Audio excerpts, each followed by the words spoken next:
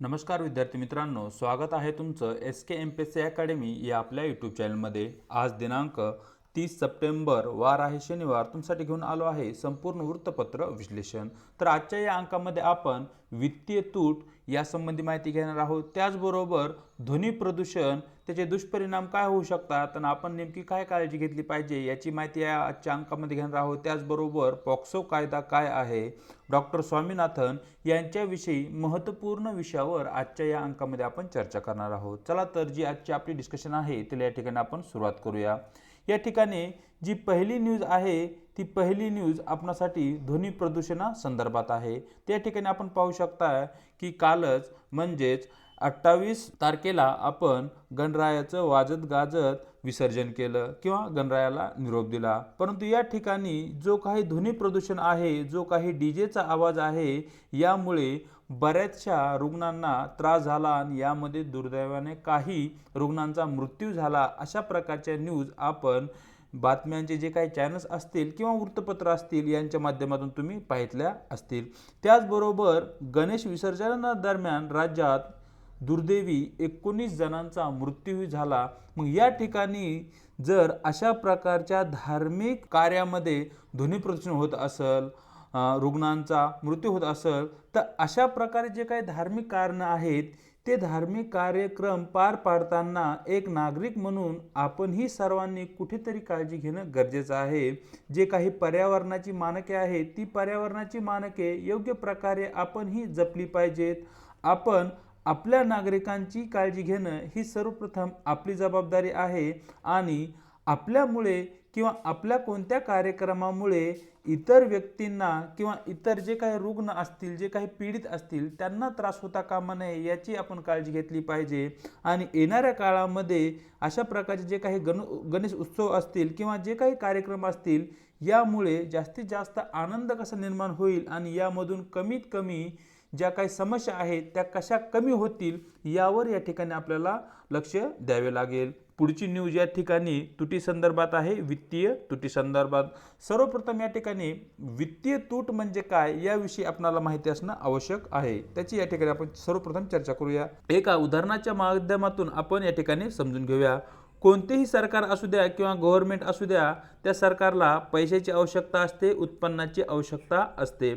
For example Maharashtra सरकार आहे, महाराष्ट्र सरकारला 2023 या चालू वर्षामध्ये एकूण वर्षासाठी असणारा जो काही खर्च आहे तो खर्च फॉर एक्झाम्पल 10,000 रुपये आहे, असं प्रकारे या ठिकाणी आपण गृहीत धरूया। मग हा जो 10,000चा खर्च आहे तो भागवण्यासाठी सरकारला या ठिकाणी 9,000 रुपयांचे उत्पन्न भेटत आहे। या ठिकाणी 9,000 उत्पन्न आहे आणि 10,000 रुपये हा खर्च आहे।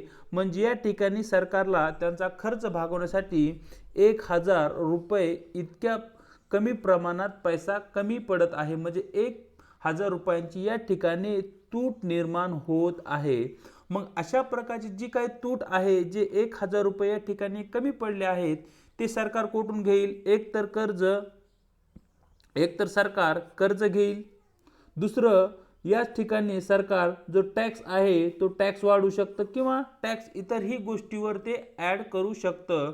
मग अशा ठिकाणी या ठिकाणी सरकारला जो अतिरिक्त खर्च आहे तो जर सरकारला भागवायचा असेल तर सरकार प्रामुख्याने कर्ज घेतं। मग ते अंतर्गत बाजार असेल म्हणजे देशामधील ज्या बाजारपेठ आहेत, ज्या बँक्स आहेत किंवा जे काही शेअर मार्केट आहे या ठिकाणाहून कर्ज घेतलं जातं किंवा विदेशातूनही एखादं सरकार कर्ज घेऊ शकतं। मग या ठिकाणी जे काही कर्ज घेतले आहे ते जर कर्ज पायाभूत सुविधा विकासावर जर खर्च झालं तर अशा कर्जापासून इन फ्युचरमध्ये आपल्याला फायदा होतो। परंतु हे जे कर्ज आहे ते आपण कर्मचाऱ्यांचे पेमेंट्स किंवा पगार यासाठी वापरले तर याचा म्हणावा तसा फायदा होत नाही।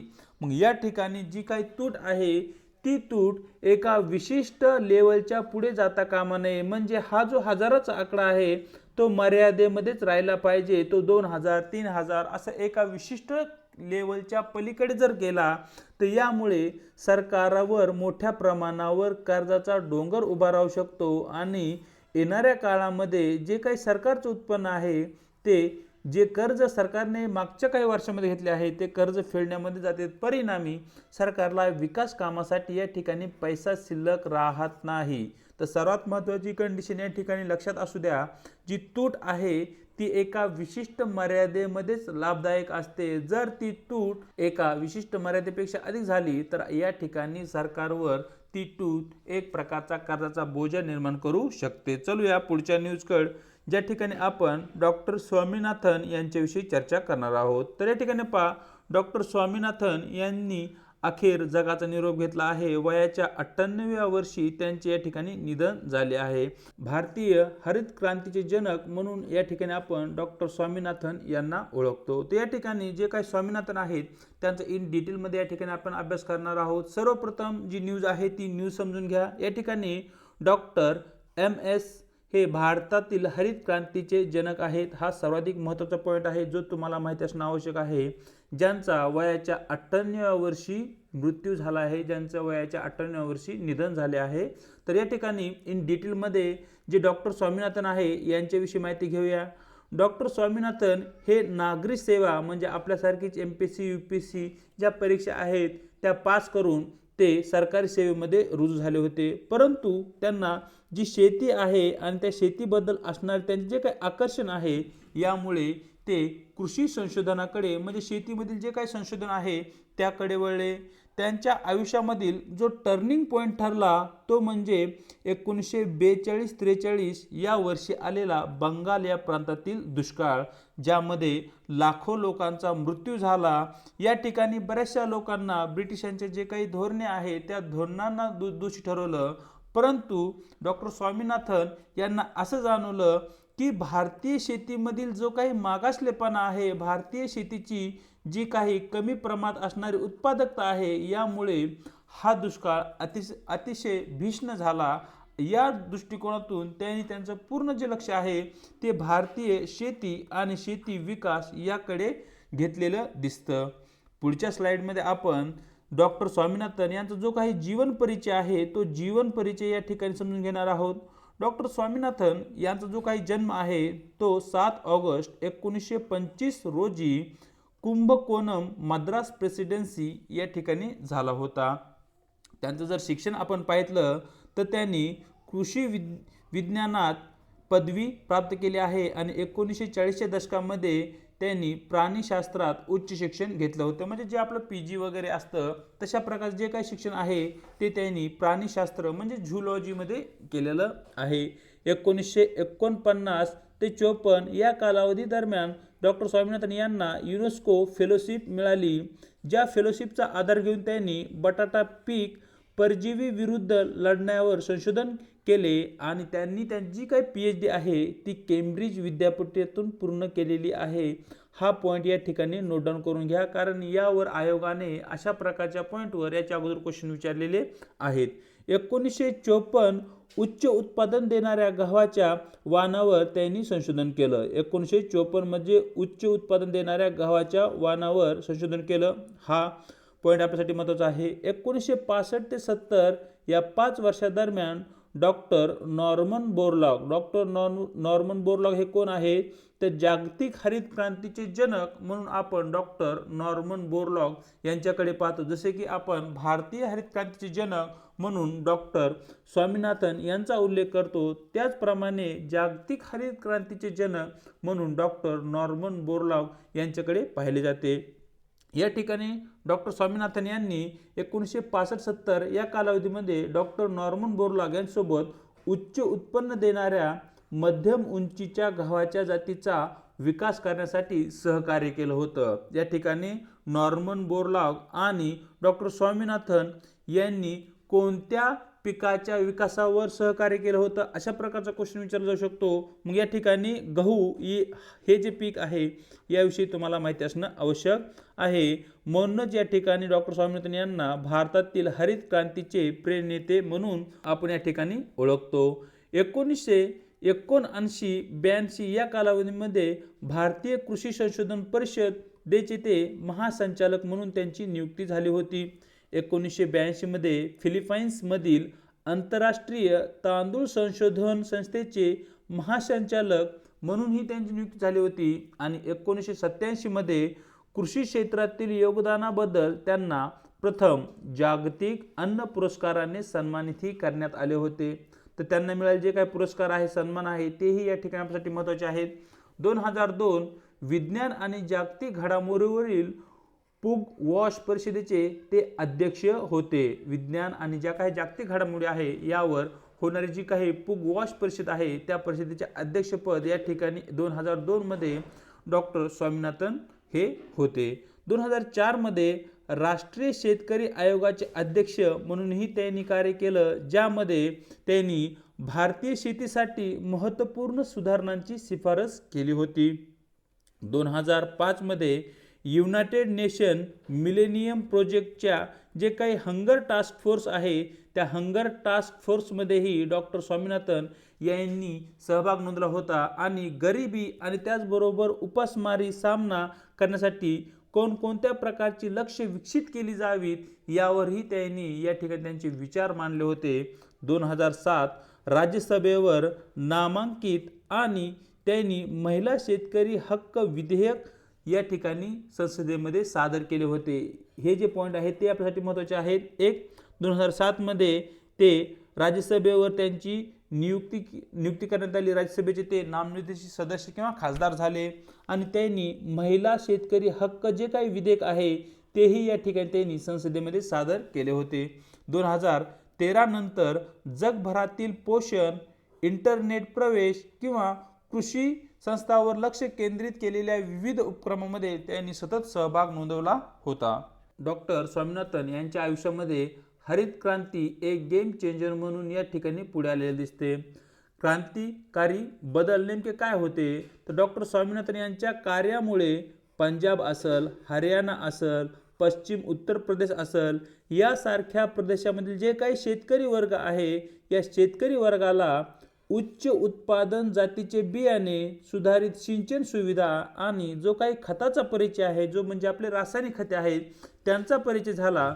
परिणामी या काळामध्ये भारतामधील जी काही हरित क्रांती आहे त्या हरित क्रांतीची सुरुवात याच कालावधीमध्ये आपल्याला झालेली दिसते। गव्हाच्या उत्पादनावर या ठिकाणी मोठ्या प्रमाणावर परिणाम झाला, त्यामुळे या ठिकाणी हरित क्रांती झाली आणि गव्हाचे जे काही उत्पादन आहे ते लक्षणीयरित्या वाढले। परिणामी भारतामध्ये जी काही अन्न सुरक्षा आहे त्या अन्न सुरक्षेसंबंधी जो काही अविश्वास भारतीयामध्ये निर्माण झाला होता तो विश्वास आता भारतीयामध्ये येऊ लागला। भारतालाही कळालं की भारत त्याच्या ज्या काही अन्नाच्या गरजा आहेत आता भारत स्वतः भागू शकतो आणि हे जे शक्य झालं ते म्हणजे हरित क्रांती आणि हरित क्रांतीचे जनक डॉक्टर स्वामीनाथन यांच्यामुळे। तर पुढच्या स्लाइडमध्ये आपण इन डिटेलमध्ये या ठिकाणी समजून घ्यायचा प्रयत्न करू की स्वामीनाथन यांची जी काही हरित क्रांतीमध्ये जे काही योगदान आहे ते योगदान कशा प्रकारचे राहिले आहे। सर्वप्रथम जे काही गव्हाचे वाण आहे किंवा गव्हाचे पीक असतं, या गव्हाच्या पिकांची जी काही उंची आहे ती उंची कमी असावी अशा प्रकारचा विचार या ठिकाणी डॉक्टर स्वामीनाथन यांनी मांडला होता। या मागचा उद्देश काय होता, तर गव्हाच्या झाडाची जी काही उंची आहे ती जर उंची आपण कमी केली तर जे काही धान्याचे उत्पादन आहे ते धान्याचे उत्पादन जास्त होईल आणि जे काही होणारे उत्पादन आहे ते टिकून राहील। त्याचबरोबर त्यांनी आपण ऑलरेडी चर्चा केलीच आहे की नॉर्मन बोरलॉगसह त्यांनी सहभाग नोंदवून भारतामधील जो काही वसंत ऋतू आहे वसंत ऋतूतील गव्हाच्या वाणामध्ये कमी उंचीची जनुके समाविष्ट करण्यासाठी नॉर्मन बोरलॉगसह त्यांनी सहकार्य केलं होतं। कमी उंचीच्या गव्हाची या ठिकाणी निर्मिती करून भारतामध्ये उत्पादन स्थिरता आणणे हा यामागे डॉक्टर स्वामीनाथन यांचा हेतू असलेला या ठिकाणी आपल्याला दिसतो। HYVS म्हणजे हाय यील्ड व्हरायटीजची जी काही भूमिका आहे त्यामध्ये गहू आणि हे तांदळाची जी काही उच्च उत्पादन देणारी पिके आहेत त्या जातीच्या विकासावर डॉक्टर नॉर्मन बोरलॉग आणि जे डॉक्टर स्वामीनाथन आहेत यांनी या ठिकाणी लक्ष केंद्रित केले होते, ज्यामुळे भारतातील जो काही वारंवार पडणारा दुष्काळ आहे आणि त्या दुष्काळामुळे निर्माण होणाऱ्या ज्या काही विविध समस्या आहेत त्यांच्यासोबत लढण्यासाठी या ठिकाणी एक प्रकारे महत्त्वपूर्ण सहकार्य भारत आणि भारतीय जनतेला या ठिकाणी झालेलं दिसतं। सायटोजेनेटिक्स तज्ज्ञ म्हणूनही त्यांनी योगदान दिले आहे। त्यांनी गुणसूत्राचा अभ्यास करण्यासाठी सायटोजेनेटिक्स रोग प्रतिकारक शक्तीसारख्या वैशिष्ट्यांची या ठिकाणी ओळख करून घेतली, ज्याच्या माध्यमातून जे काही पिकं आहेत त्यांच्यामध्ये जी काही जनुकीय तंत्रज्ञान आहे त्या जनुकीय सूत्रांचा अभ्यास करून पिकामध्ये आवश्यक असणारे जे काही जनुकीय बदल आहेत ते बदलही या ठिकाणी डॉक्टर स्वामीनाथन यांनी घडून आणले होते। या स्लाइडमध्ये आपण इन डिटेलमध्ये पाहू शकतो की डॉक्टर स्वामीनाथन यांनी कशा प्रकारे कार्य केले होते। त्याचबरोबर या ठिकाणी त्यांचा जो अल्पसा परिचय आहे तोही आपल्यासाठी महत्त्वपूर्ण आहे। या ठिकाणी स्लाइडला किंवा व्हिडिओला तुम्ही स्टॉप करू शकता, पॉज करू शकता आणि हे जे महत्त्वाचे पॉईंट आहेत ते जे पॉईंट आहेत ते ऑलरेडी आपण डिस्कस केले आहेत, तरीही या ठिकाणी ते पुन्हा एकदा यावर तुम्ही नजर मारा, कारण आयोगाकडून विचारला जाणारा जो काही प्रश्न आहे तो प्रश्न याच ठिकाणी असेल, या ठिकाणावरूनच तो प्रश्न निर्माण होऊ शकतो। आणि या ठिकाणी नॉर्मन बोरलॉग त्याचबरोबर MS स्वामीनाथन हे आपल्यासाठी खूपच महत्त्वाचे आहेत। येणाऱ्या काळामध्ये यावर 100% क्वेश्चन येणार म्हणजे येणार। या ठिकाणी हा जो टॉपिक आहे इन डिटेलमध्ये आपल्याला करावाच लागेल। चलूया पुढच्या न्यूजकडे। पुढची न्यूज पॉस्को कायद्यासंदर्भात आहे। न्यूज अशी आहे, पॉस्को संमती वयात फेरफार न करण्याचा केंद्राला सल्ला। तर या ठिकाणी पहा, नेमका पॉस्को कायदा काय आहे, या कायद्याविषयी आपणाला माहिती असणं आवश्यक आहे। पॉस्को कायदा, ज्याला की आपण लैंगिक गुन्ह्यापासून बालकाचे संरक्षण करणारा कायदा म्हणूनही ओळखतो। तर या ठिकाणी जो पॉस्को कायदा आहे त्या पॉस्को कायद्याची जी काही पार्श्वभूमी आहे त्या पार्श्वभूमीविषयी आपल्याला माहिती असणं आवश्यक आहे। सर्वप्रथम एक गोष्ट लक्षात असू द्या, भारत हा जगातील सर्वाधिक लोकसंख्येचा देश आहे, म्हणजे पहिल्या क्रमांकाची लोकसंख्या भारतामध्ये आहे। म्हणजेच या ठिकाणी जगामधील सर्वाधिक बालकांची संख्या ही भारतामध्ये राहते। हा पहिला पॉईंट या ठिकाणी क्लिअर होतो। दुसरा पॉईंट, 2011च्या जनगणनेनुसार भारतात बालकांची जी एकूण संख्या आहे ती 47.2 कोटी असलेली दिसते, ज्यामध्ये मुलीची संख्या प्रामुख्याने 22.25 कोटी असलेली या ठिकाणी दिसते।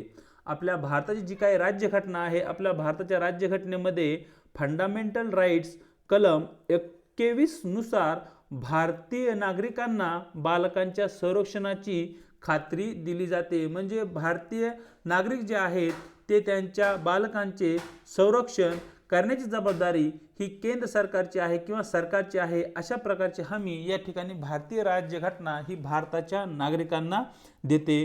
त्याचबरोबर आंतरराष्ट्रीय स्तरावर जे काही संयुक्त राष्ट्र संघाच्या बाल हक्क नावाचा जो काही जाहीरनामा आहे त्या जाहीरनाम्यावर सुद्धा भारताने 11 डिसेंबर 1992 रोजी स्वाक्षरी केलेली आहे। हा जो जाहीरनामा आहे तो म्हणजे या ठिकाणी देशामध्ये बालकाचे लैंगिक होणारे जे काही अत्याचार आहेत त्या अत्याचारापासून संरक्षण करण्यासाठी सरकार कटिबद्ध असेल अशा प्रकारचा तो जाहीरनामा आहे।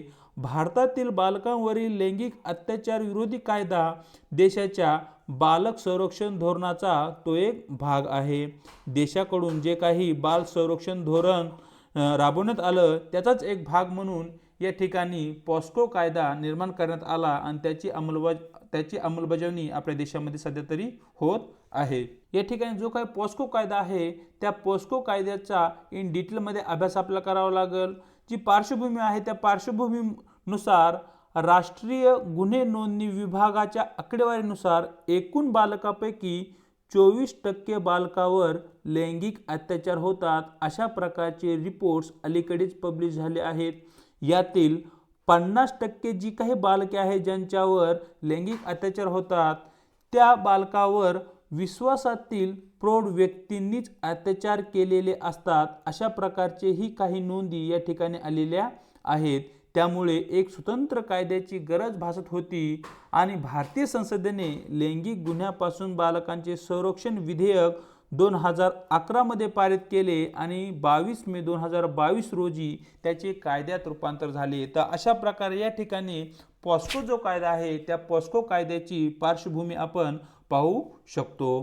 पुढे जो काही कायदा आहे त्या कायद्यातील महत्त्वाचे जे काही मुद्दे आहेत त्या मुद्द्यांची या ठिकाणी आपल्याला चर्चा करावी लागेल। पहिला जो मुद्दा आहे तो म्हणजे पीडित, म्हणजे ज्या काही बालकावर लैंगिक अत्याचार करण्यात आले आहेत त्या पीडित बालकाचे किंवा बालिकेचे नाव या ठिकाणी तुम्हाला उघड करता येणार नाही। दुसरा मुद्दा, तक्रार नोंदवून घेण्यासाठी जो काही पोलीस आहेत ते पीडित व्यक्तीच्या घरी साध्या वेशामध्ये जातील, म्हणजे पोलिसांची जो काही खाकी ड्रेस आहे त्या खाकी ड्रेसमध्ये ते जाणार नाहीत आणि शक्यतो त्या ठिकाणी जो काही जबाब आहे तो नोंदवण्याचं कार्य या ठिकाणी महिला पोलिसांकडून केलं जाईल. सुनावणीच्या कालावधी दरम्यान फिर्यादीदार म्हणजे ज्या कोणत्या व्यक्तीने फिर्याद दिली आहे आणि जो काही आरोपी आहे हे समोरासमोर येणार नाहीत याचीही काळजी घेतली जाईल. न्यायालयात खटला दाखल केल्यावर जी काही खटला आहे त्याच्या नोंदी कॅमेऱ्यासमोर घेतल्या जातील, ज्या काही साक्षी आहेत ते कॅमेऱ्यासमोर घेतल्या जातील. अशा प्रकारची तरतूद या ठिकाणी पोस्को कायद्याच्या अंतर्गत करण्यात आली आहे. कोणत्याही कारणासाठी, या ठिकाणी सर्वाधिक महत्त्वाचा पॉईंट आहे, कोणत्याही कारणासाठी कोणत्याही बालकाला रात्री पोलीस ठाण्यात थांबवून घेतले जाणार नाही किंवा घेता येणार नाही. जर पीडित व्यक्ती बालिका असेल किंवा मुलगी असेल तर या ठिकाणी स्त्री डॉक्टरकडूनच तिची वैद्यकीय तपासणी करून घेतली जाईल, म्हणजे जेंट्स डॉक्टर या ठिकाणी त्या बालिकेची तपासणी करू शकत नाहीत. पीडित बालिकांची वैद्यकीय तपासणी पालकांच्या किंवा बालकाचा विश्वास असलेल्या प्रौढ व्यक्तीच्या उपस्थितीत तुम्हाला करावे लागेल.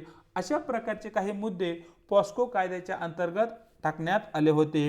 या ठिकाणी आपल्याकडे विवाहाचे वय बालिकांसाठी 18 आणि मुलांसाठी या ठिकाणी 21 आहे. जी कोणती बालके 18 वर्ष किंवा त्यापेक्षा कमी वयाचे असतात आणि त्या बालकावर जर कसल्याही प्रकारचे लैंगिक अत्याचार होत असतील तर त्या ठिकाणी होणारे जे काही गुन्हे आहेत ते पॉक्सो कायद्याच्या अंतर्गत त्यावर कारवाई केली जाते. तर अशा प्रकारे मित्रांनो दिनांक 30 सप्टेंबरचं जे काही महत्त्वपूर्ण वृत्तपत्र डिस्कशन आहे ते या ठिकाणी आपण केलं आहे. व्हिडिओ जर तुम्हाला आवडला असेल तर व्हिडिओला लाईक करायचं आहे. व्हिडिओसोबत तुम्हाला काय वाटतं याविषयी कमेंट बॉक्समध्ये आम्हाला कळवायचं आहे. आपल्या व्हिडिओला आपल्या मित्रांसोबत आणि जे काही गरजू विद्यार्थी आहेत त्यांच्यासोबत शेअरही करायचं आहे आणि न विसरता या ठिकाणी आपल्या यूट्यूब चॅनलला सबस्क्राईबही करायचं आहे. व्हिडिओच्या डिस्क्रिप्शन बॉक्समध्ये आपल्या टेलिग्राम चॅनलची लिंक देण्यात आली आहे. त्या ठिकाणी ज्या काही आपण PPT डिस्कस करतो त्याची PDF तुम्हाला त्या ठिकाणी भेटून जाईल. आज इथेच थांबत आहोत. भेटूया एका नवीन व्हिडिओसोबत.